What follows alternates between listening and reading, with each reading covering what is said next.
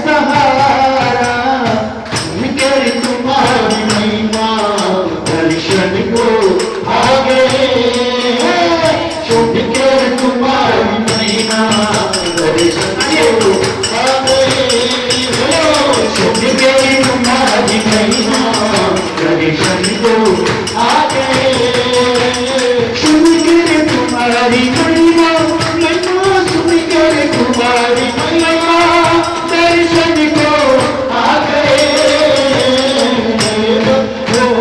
सेवक हमें बना दो, सेवक हमें बना लो, सेवक हमें बना लो, सेवक हमें बना लो, चरणों में आ गए, चरणों में आ गए, चरणों में आ गए हैं।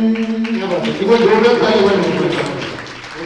बिना समय गवाए अपनी अपनी जिज्ञासा यहाँ पर रख सकते हैं। शीघ्रता के साथ में अपने मन में कोई ध्वनि विचार, कोई प्रश्न हो तो आप शीघ्रता से यहाँ पूज्य गुरु के चरणों में रखें। हाँ अम्मा जी, हमारे दिल्ली वाले अम्मा जी की बात बोले कि अम्मा जी है जो मैं अपनी बिल्कुल आमा वाले अम्मा जी।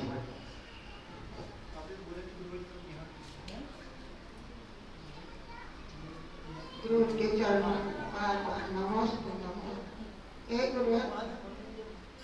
जम्बू कुमार जी शुरू से ही वैरागी थे और वो वैरागी में जाना चाहते थे, मगर माँ उनकी शादी करना चाहती। एक रात के लिए शादी कर ले बेटा, मुझे शादी कर।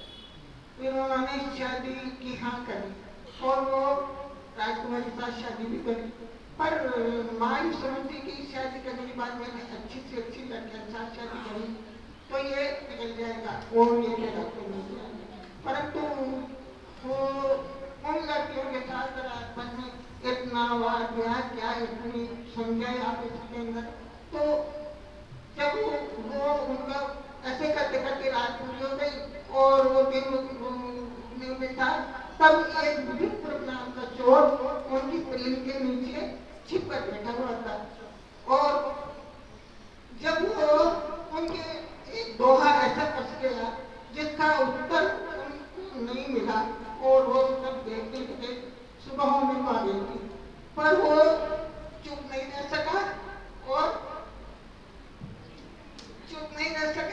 और उनका उत्तर उसने बता दिया। तो ये ये सभी वैरागी हो गए, तो इसमें किसका एक जम्मू कुमार के वैरागी थे, उसके साथ के साथ ये सारे वैरागी हो गए, तो जम्मू कुमार का पुण्य था या सबका ही पुण्य था।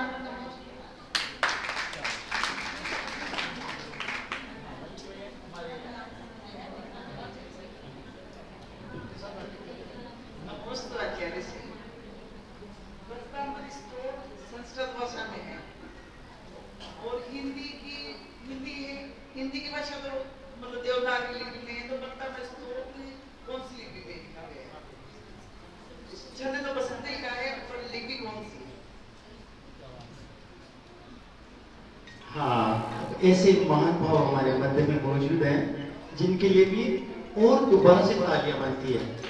आदरणीय श्रीमान बाबूलाल जी, मुकेश कुमार जी जगतपुरा वाले, जो अभी अभी गुरु जी से तो जुड़े थे लेकिन हमसे इतने जुड़ गए कि अभी जुड़े ही रहेंगे, ऐसी हमको विश्वास है। आदरणीय मुकेश जी आप आगे आए, ऊपर आए, जोरदार तालियां मुकेश जी के लिए।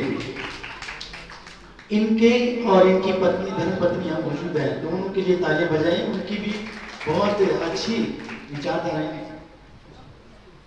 नमोस्तु गुरुवर, नमोस्तु गुरुवर, नमोस्तु गुरुवर। इतना शास्त्रों का ज्ञान तो नहीं है, लेकिन जिज्ञासा उत्पन्न होती है जो डेली रूटीन में देखते हैं।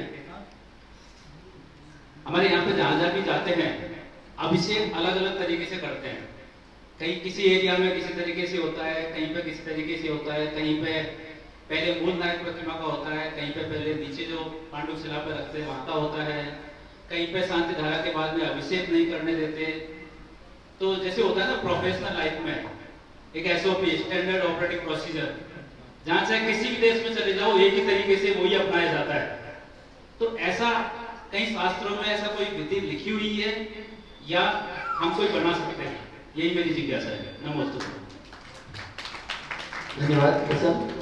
अनीता जी।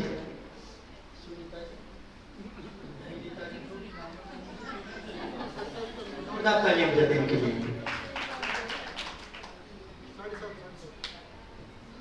नमस्ते गुरुदेव, मेरा प्रश्न है कि अल्पकाल किसे कहते हैं?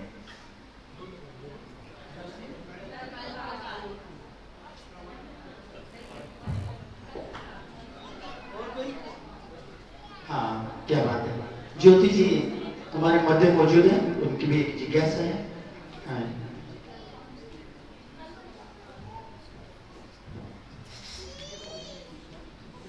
गुरुदेव के चरणों में त्रिवार नमोस्तु नमोस्तु नमोस्तु।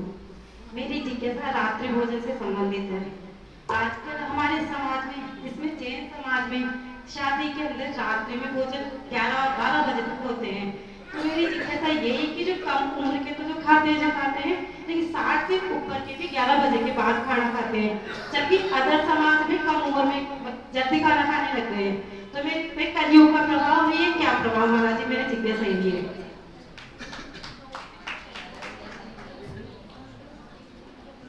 अंत में एक जिज्ञासा लेके आए भाई मनीष जी, सिद्धता से अपनी बात रखें। गुरुदेव नमस्तु।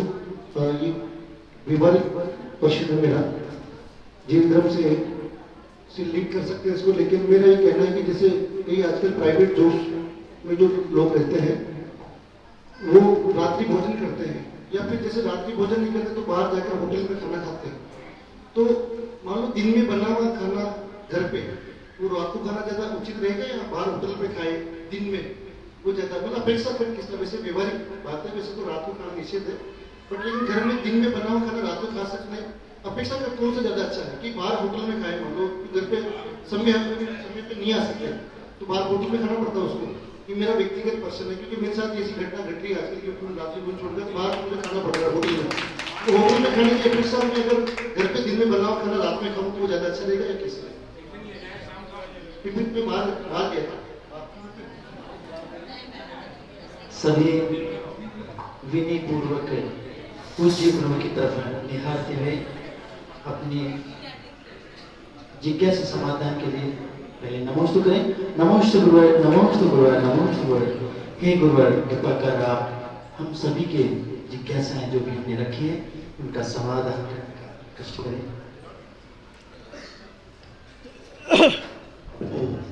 चलिए,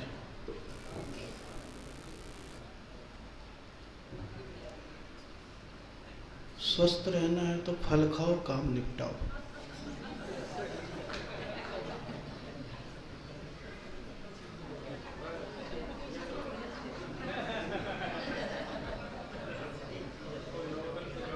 आवाज सबको नहीं आई साहब? आवाज सबको आ गई साहब?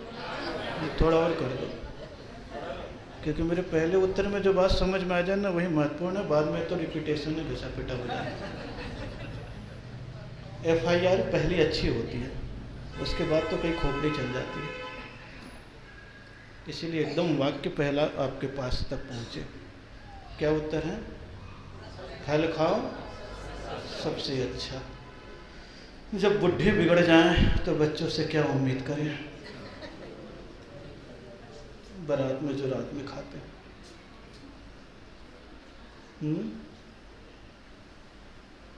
बच्चों से क्या उम्मीद करें? बच्चों को तो स्वाभाविक इच्छा भी है और आवश्यकता भी है, लेकिन बुजुर्गों को कोई आवश्यकता नहीं है, केवल इच्छा है। और बुढ़ापे में जिनकी इच्छा ऐसे रात में खाने की हो रही है, तो बुढ़ापे में शेर की बहुत बुरी दुर्दशा होती है। जब दांत टूट जाते हैं तड़प तड़प के मरता है। उसी प्रकार इसे बूढ़े रात में खाते हैं तो आँख तो उनकी सिकुड़ जाती है, वो भी तड़प तड़प के मरते हैं। कोई धर्म और ध्यान से कभी मरते नहीं है। उनको तो बिना कहे ही त्याग कर देना चाहिए, किसी को बोलने का ही अवसर न मिले। जानवर ही एक ऐसा प्राणी है जो दिन भर और रात भर मुँह चलाता है। इंसान तो विवेकशील है। कौन है? विवेकशील है। 3000 कैलोरी उसे मिल जाती है अधिकतम, तो 24 घंटे आराम से निकाल सकता है और आपको 2 बार खाने से आराम से मिल जाता है। ज़बरदस्ती ठूसने की कोई आवश्यकता नहीं है। लेकिन कुछ नहीं कह सकते।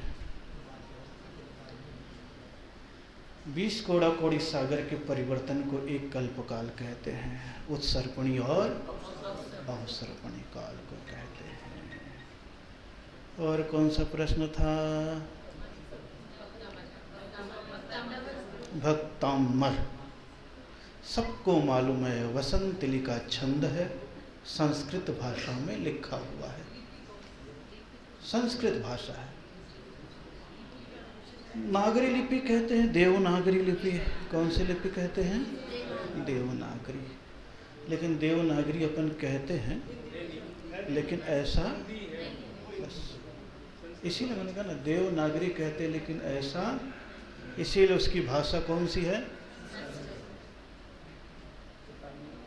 अब कितनों भी कुछ कह लो, कई चीज़ों में घोटाला है। ये भाषा ही घोटाला है। कौन सी घोटाला है? भाषा ही घोटाला है।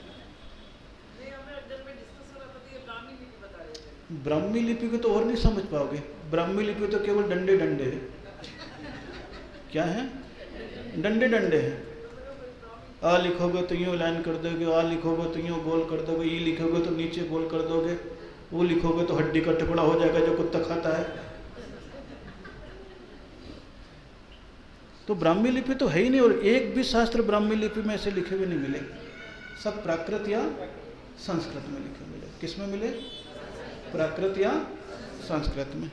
मेरे को भी शौक चढ़ गया था कि एक बार ब्राह्मी लिपि सीखे। मैंने कहा टटा झंझट कौन लिखना ना पढ़ना, कहीं एक आध जगह कहीं मूर्ति में लिखी मिल जाती, बाकी कुछ नहीं। तो इसलिए वो संस्कृत है। और संस्कृत कैसी है? हिंदी जैसी है। प्राकृत और संस्कृत थोड़ा सा अंतर है, संस्कृत और हिंदी थोड़ा सा अंतर है बस। तो इसीलिए उत्तर देने में आता है, लेकिन ऐसा कुछ नहीं। इसीलिए वसंतली का छंद संस्कृत में लिखा गया है। किस में लिखा गया है? संस्कृत में लिखा गया है। और उसके उपरांत जम्बू कुमार, जम्बू स्वामी चरित्र पढ़ो, श्रेणिक चरित्र पढ़ो, वरांग चरित्र पढ़ो, जीवनधर चरित्र पढ़ो, प्रद्युम्न चरित्र पढ़ो।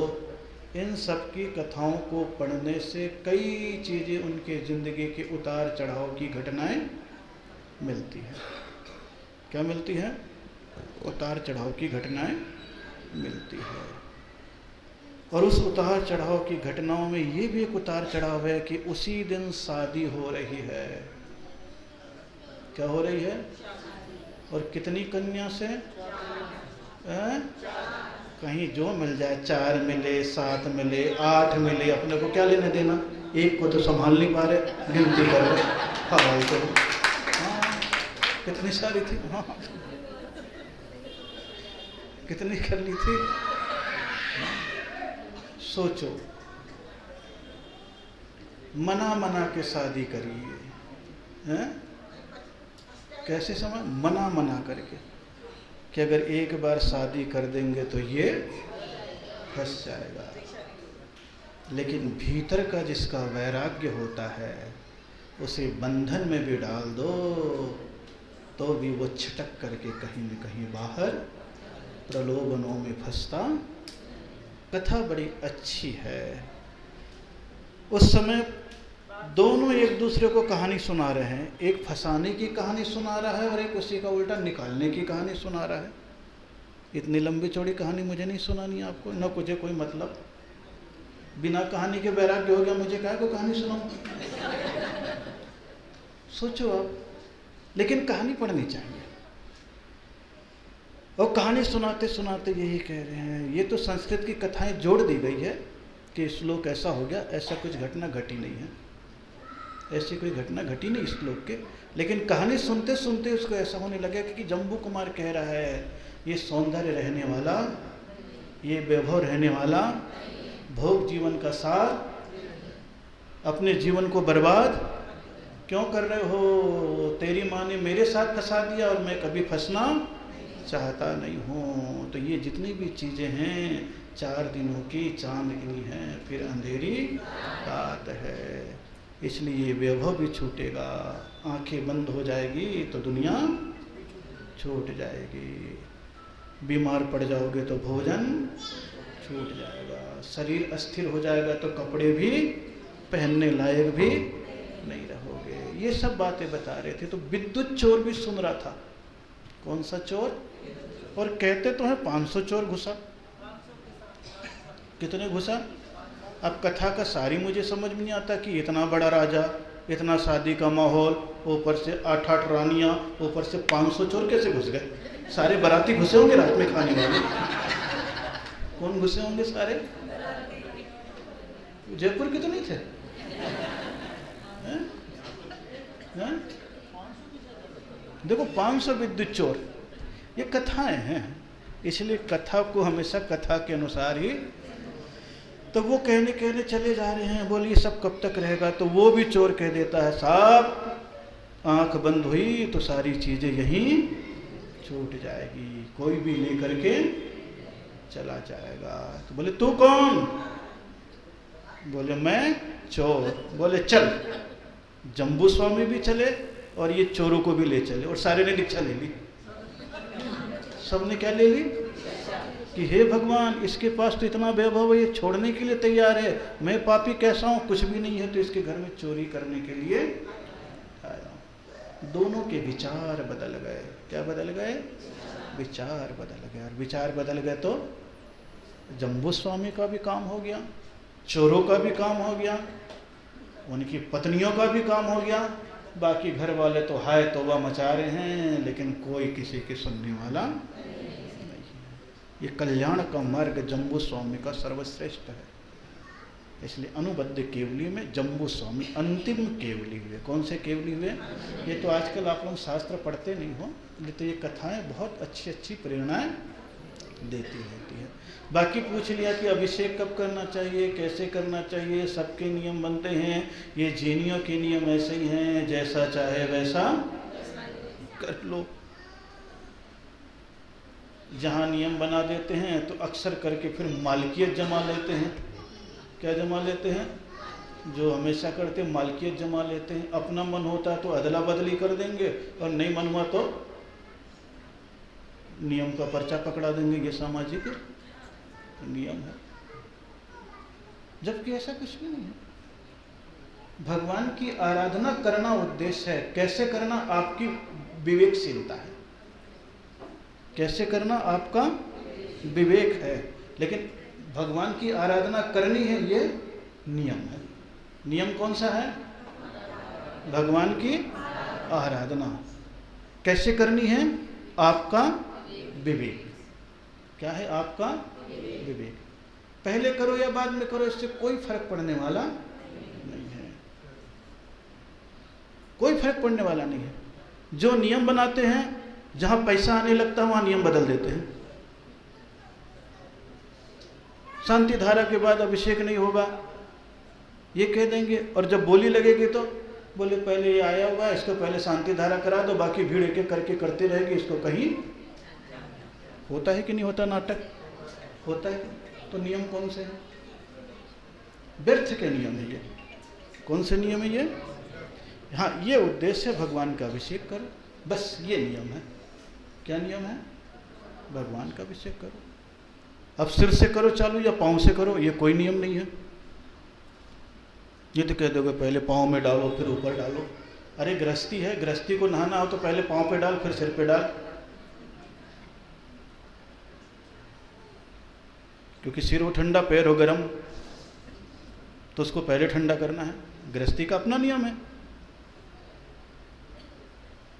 ये सब व्यर्थ की चीजें हैं।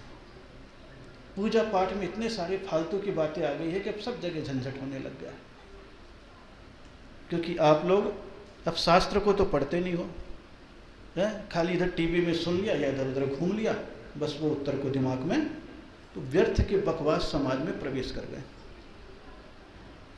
कई जगह प्रश्न आते हैं, एक भगवान की थाली रखते हैं, उसमें 4 भगवान रख के अभिषेक कर सकते हैं कि नहीं कर सकते हैं?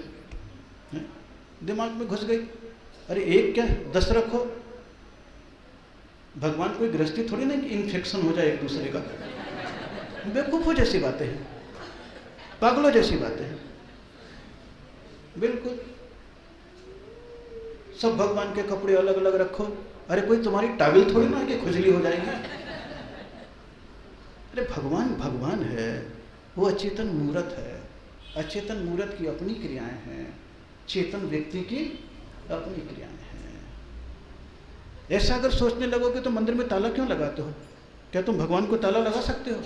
अरे अचेतन है तो उसकी अपनी सुरक्षा है, ताला लगाओ, कांच में बंद करो, वो एक अलग व्यक्ति। तो ये सारी ये पूजा पाठ फलाना ढिमाना ये सब व्यर्थ का कचरा इतना दिमाग में घुस गया है कि जिस मंदिर में जाओ इस नाम पे लड़ाई के अलावा और कुछ भी नहीं है। और गृहस्थ पहले बहुत अच्छा था, लेकिन बस बीच में थोड़े से पंडित और साधु इतना काम कर गए कि काम तो बढ़ा है लेकिन झगड़े भी बढ़े हैं मंदिरों में। बेदी के झगड़े हो गए हैं, इधर कुछ होगा उधर कुछ होगा। भगवान के कपड़ों के जो निर्मलता परमात्मा की आराधना की थी पहले भले ही कम लोग पूजा करते थे, अभिषेक करते थे, लेकिन निर्मल थे। आज पूरे झगड़े में आ गए। मैं तो देखता रहा हूँ ना, इधर 2 साल से कुछ ज़्यादा ही देखा हूँ। मैं तो 2 साल से नाटक देख रहा हूँ, जब से पुष्पगिरी के बाद इधर आया हूँ। मैंने कहा एक बार देखो तो क्या होता है। हे भगवान, जहाँ जाओ वहाँ मंदिर कचरे हो गए। भगवान अच्छे हैं लेकिन भगत कच्चे हैं। हर चीज में लड़ने बैठ जाते हैं, जबकि कुछ नहीं। यहाँ आराधना है, अष्टद्रव्य भगवान के लिए जल लिया, अभिषेक कर लिया, खत्म काम। और कुछ थोड़ी ना। सहजता होनी चाहिए पहले और बाद में। ये सब सामाजिक व्यवस्था है। कौन सी व्यवस्था है? लेकिन इस व्यवस्था में ऐसी कोई कट्टरता नहीं है। सहज कोई आ गया बेचारा, ईर्ष्या बुद्धि मत रखो कि बोले धोती पहन के आ रहा, बोले जल्दी उठा ले भगवान को। बड़ा उचकता था ना, बदला निकाल लो उससे। बदला निकालते कई लोग, ये भी नहीं देखेंगे कि चलो धोती पहन के आ रहा है, गाड़ी लेट हो गया होगा, कहीं जाम लग गया, 2 मिनट की 1 मिनट की तो बात है, उसमें लड़ने बढ़ जाएंगे। और बोली अगर लगेगी तो 20 मिनट तक बोली लगाते रहेंगे, 25 मिनट तक लगाते रहेंगे। सारे लोग मुँह ताक रहे, अब क्या करें? बिना अभिषेक के जाएं तो दिक्कत, और अभिषेक का इंतजार करें तो दिक्कत। और उनको संस्कार दे दिए बस कि अभिषेक करो, 9-2 बोली सुनने के लिए आधे घंटे खड़े रहेंगे, लेकिन 5 मिनट की एक देवसाज गुरु की पूजा नहीं करेंगे। आप सोचो स्थिति कैसी बन गई है मंदिरों की और समाज की। इसलिए मन पवित्र रखो। क्या रखो? मन पवित्र रखो और भगवान के पास जाओ। लेडीज हैं, अगर सवेरे कहीं मंदिर में लेट अभिषेक होता है, अपनी पूजा कर लो। अभिषेक नहीं हुआ इसलिए वो बैठे हैं लड़े जा रहे, वो नहीं आया, ऐसा वैसा, बोले कोई जरूरत। अपना उठाओ सामग्री और पूजा कर लो। जल्दी हो जाता है तो ठीक, नहीं तो देर से होता तो उसके पीछे रो मत, झगड़ो मत, सहज काम करो। मंदिर शांति का केंद्र है। किसका केंद्र है? और आज सबसे ज्यादा झगड़े का केंद्र हो गया है। जहां जाओ सब जगह बिल्कुल टेंशन है। आराधना में जो आत्मिक शांति होनी चाहिए, समत्व होना चाहिए, वही पूजा है। चाहे आप पहले करो चाहे बाद में करो। अष्टद्रव्य तो आपको बता दिया है, जल, चंदन, अक्षत, पुष्प, नैवेद्य, दीप, धूप, फल। कदाचित तुम भूल भी जाओ, अक्षत की जगह नैवेद्य चढ़ा दो, तुम नरक जाने वाले नहीं हो। नरक जाने वाले नहीं हो। जो तुम्हें नरक पहुंचाए तो बोलना तो एजेंट है क्या? टिकट दिखा। इतना नरक इतना सस्ता नहीं है जितना सस्ता लोगों ने बना दिया है। इतना सस्ता नहीं है। नरक जाने के लिए भी पाप करने पड़ते हैं। क्या करने पड़ते हैं? पाप करने पड़ते हैं। तो ये भगवान का अभिषेक पूजा कोई पाप नहीं है। क्या नहीं है? व्यवहारिक क्रिया। तो ये जब सब सुनते हैं ना कई लोगों से, मेरे को लगता है यार तो आजकल तो बिल्कुल मामला करो बस, जाओ विनम्रता पूर्वक हाथ जोड़ो, नमोस्तु करो, नमोकार पढ़ो, परिक्रमा लगाओ, धोती दुपट्टा पहन लो, भगवान का अभिषेक हो रहा तो कर लो, नहीं तो तुम उठाओ फिर करो। उसकी भी अपनी अपनी चीज़ें, केवल व्यवहारिकता है। केवल क्या है? व्यवहारिकता और विनम्रता। क्या क्या चीज़ होनी चाहिए? व्यवहारिकता और विनम्रता। उसके साथ फिर थोड़ा क्रम जो बताया गया वो सहज है। अब विनय पाठ पहले लिखा हुआ नहीं था 50 साल पहले, तो क्या बिना विनय पाठ के पूजा करते थे सब पापी थे क्या? है नहीं ना, कोई जरूरी थोड़ी ना है। विनय पाठ तो निर्देश है कि जब तक तुम द्रव्य धो रहे हो, सामग्री जमा रहे हो, तब तक विनती के रूप में पढ़ लो। क्या कर लो? विनती के रूप में पढ़ लो, काम हो जाएगा। नहीं तो मंगल नाथुराम तो चल ही रहा है, कौन चल रहा है? नहीं गलत बोल रहा हूँ क्या? है? एकदम सहज जियो। समझ में आ रही है? एकदम सहज जियो। सहज जीने से काम होता है, और सहज जीने से वही सारी चीजें सब में पुण्य बढ़ जाता है। किस में बढ़ जाता है? सब में पुण्य बढ़ जाता है कि एक साथ सब करो, आ तू भी कर ले, आ मैं भी कर लूं, हो गया काम। हाथ लगा के भी कर सकते हो, यूं न लगा के भी कर सकते हो। और अगर कहीं इसी में प्रश्न उठा दो कि हाथ लगा के अभिषेक कर सकते हैं क्या, बोले इसमें पुण्य लगेगा कि पाप, उसकी बोली का फल हमें मिलेगा कि उसी को मिलेगा? अरे भाई ज्यादा तर्क करेगा तो ठीक, शादी के समय देख दूल्हा दुल्हन भावरे पड़ रहे, तू भी हाथ लगा ले, तेरी भी हो जाएगी क्या उससे? कहाँ सारे ऐसे दिमाग के हो रहे।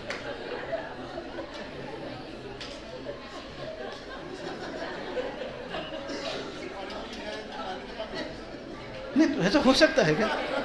बस सबको पुण्य बांटना है तो सबके साथ कर लो, कोई मना ही नहीं है। एक कराने वाला होता है और सम्मिलित होने वाले 5 हो जाते हैं। अभी जैसे सुना नहीं कहता कि हाँ भाई जीवन आश्रम में किया है, तो बोले चलो, अपने घर के 5 सदस्य थे, पति ने भी कर दिया, पत्नी ने भी अपना कर दिया, बेटे ने भी अपना कर दिया, मम्मी ने भी कर दिया, बोलने वाला एक, करने वाले 5 मिल गए, 5 ने अपनी सहभागिता सहजता में दर्शा दी। पुण्य सबके साथ और भी वो प्रगाढ़ हो गया, क्योंकि उस चीज में क्या आ गई? आत्मीयता आ गई, पारिवारिक एकता आ गई। कई बार ऐसा हो जाता है। तो भाव जगे बेटे के सामने आए, पिताजी प्रेरणा दे दी, पत्नी ने, माँ बोली मेरे को क्या को छोड़ रहे हो, मेरे पास भी पड़ा है। ये तो अभी क्या हुआ था, है? जरा सा नोटबंदी हुई थी तो बिस्तरों के नीचे कितने पैसे निकले थे, है? जो औरत बोल रही थी कि जहर खाने को पैसा नहीं है, उसके जेब में से कितने निकल गए सर, हैं? और पति महोदय बड़े खुश थे, बोले नहीं मैं तो नहीं करूंगा। तो सारी चीजें कैसी होती है? अवसर पर सारी चीजों का पता चलता है। किस पर पता चलता है? अवसर पर सारी चीजों का पता चलता है। इसलिए ये सारी क्रिया स्वयं करो, दूसरे से कराओ, परिवार से कराओ, बहुत अच्छा है। क्रम हो जाए तो भी अच्छा है, और अक्रम से भी अगर कर रहे हो तो सहज, कदाचित, जानबूझ करके नहीं, कदाचित आपको नहीं मालूम है ये करना है, तो फिर आप सावधान रह जाओ। केवल कौन सी भावना रहे? अभी गीत गा रहा था ना, पूजा है तुझको पूजेंगे हरदम। बस ये भावना मन में होनी चाहिए कि हे जिनेंद्र भगवान, पूजा है तुमको और मैं हरदम आपको पूजता रहूँगा, पूजता। अब उस लफड़े में मत पड़ जाऊंगा, रहूँगा कि रहूँगी, क्या लफड़े में पड़ जाओ। और भक्ति का अर्थ ही होता है स्त्री बनना। भक्ति का अर्थ, क्योंकि भक्ति स्त्रीलिंग शब्द है। हिंदुओं में आज भी भगवान की भक्ति के लिए स्त्री बनते हैं। कौन बनते हैं? स्त्री का अर्थ होता है समर्पण। क्या होता है? समर्पण होता है। बोले एक बार समर्पण हो जाता है भगवान के प्रति, जिंदगी भर रहता है। बोले एक बार पति को स्वीकार कर लिया, जिंदगी भर। वो समर्पण का प्रतीक माना गया है। किसका माना गया है? ये एक अलग चीज है। व्याख्याएं सब चीजों की अलग अलग होती है, लेकिन उस अरे 7:30